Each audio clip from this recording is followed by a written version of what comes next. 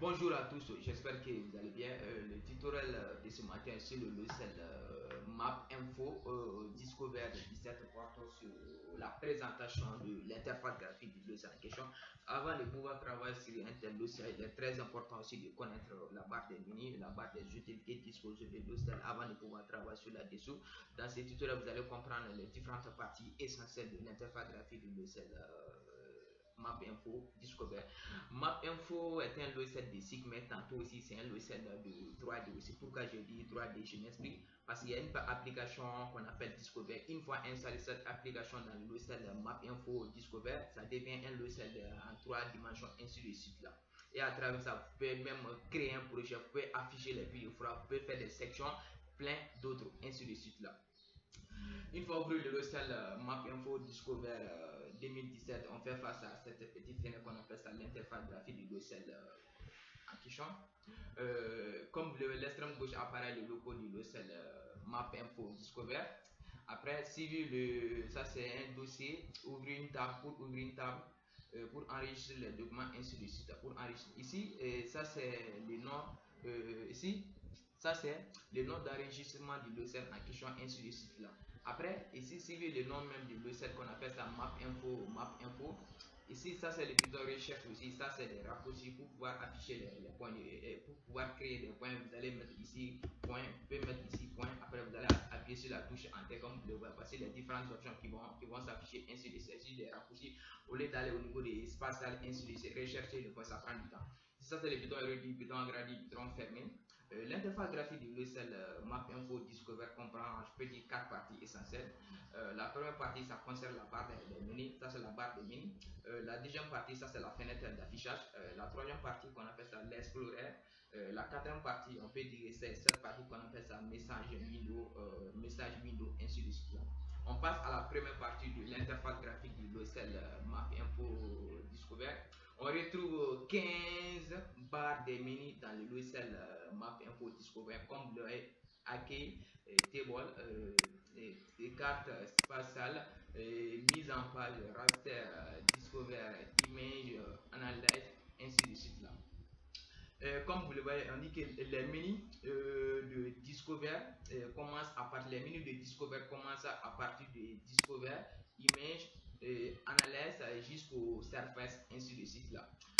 Dans chaque menu aussi, comme exemple dans le menu table, dans chaque menu aussi, on a plusieurs sous-menus, comme par exemple dans le sous-menu et contenu, on a plusieurs options, nouvelle fenêtre donnée, ouvrir, nouvelle table, exporter, ainsi de suite. Sélection aussi, sélection QR, modifier et mise en jour de la colonne, ajouter une ligne. Et pareil aussi pour le menu carte aussi. On a plusieurs sous-menus comme contenu, carte pour ouvrir une carte, pour créer une carte thématique, ajouter une carte, ainsi de suite. Ici aussi, créer aussi, dans le sous-menu créer, on a inséré des points, ainsi de suite, des lignes, des polygones, ainsi de suite.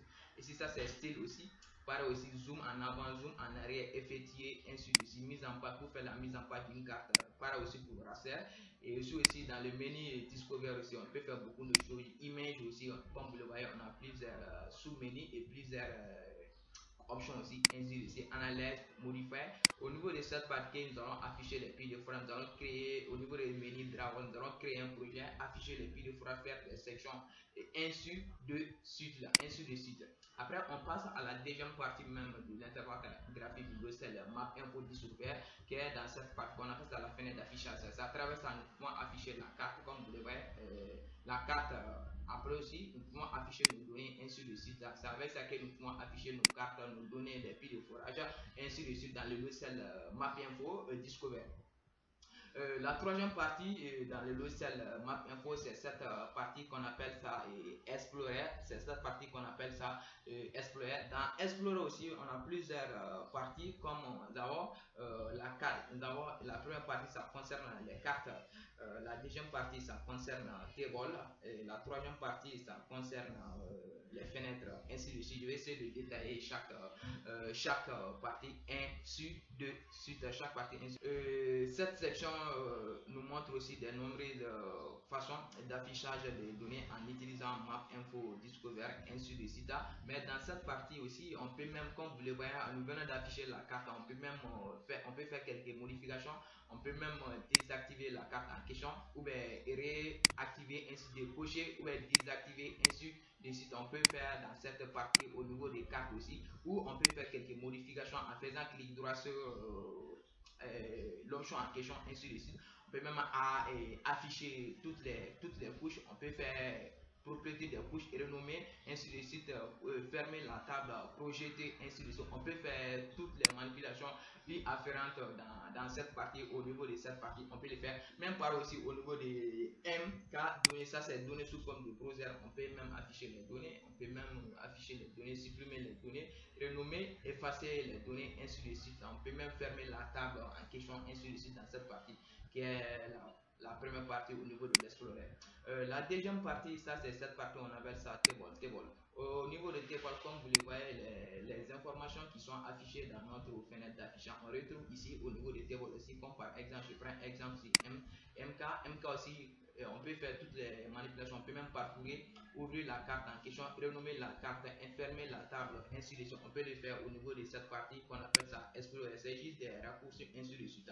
Après, la troisième partie, c'est cette partie qu'on appelle ça les fenêtres. Au niveau des fenêtres aussi, on a trois sous-parties aussi, comme la première partie, la première sous-partie, ça c'est la carte aussi, comme vous le voyez, la carte qui est affichée dans la fenêtre d'affichage.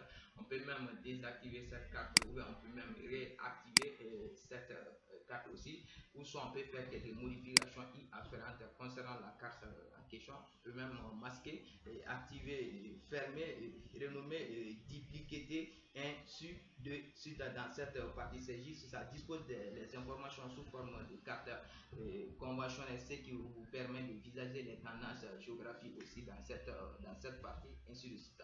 Après, la carte, au niveau des données aussi, on peut même désactiver les données MK données, on peut même désactiver, ou on peut faire quelques modifications afférentes dans cette partie. Une fois faire clic droit au niveau du fichier en question, comme vous le voyez, parce que plusieurs options qu'on peut le faire au niveau des sous-parties données.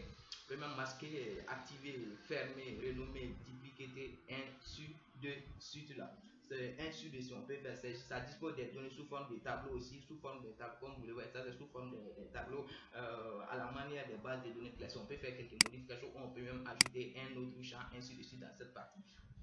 Dans cette partie, on appelle ça c'est des légendes aussi, présente la légende de la carte aussi. Les symboles et les thèmes utilisés dans la carte sont listés comme vous le voyez. Une fois la légende apparaît à droite même au niveau de l'interface graphique, on a la possibilité de cocher la légende. Une fois cliqué sur la légende en question, la légende, légende, légende, légende.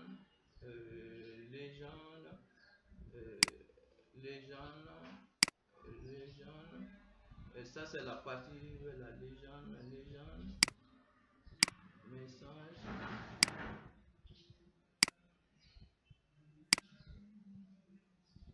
légende. Après, la dernière partie, c'est cette partie qu'on appelle ça message vidéo. Toutes les erreurs commises sur le cell dans MapInfo Discover seront affichées dans cette partie. J'espère que vous avez compris ce tutoriel concernant une petite présentation de l'interface graphique du logiciel MapInfo Discover. Merci de votre attention. À la prochaine leçon sur le logiciel en question.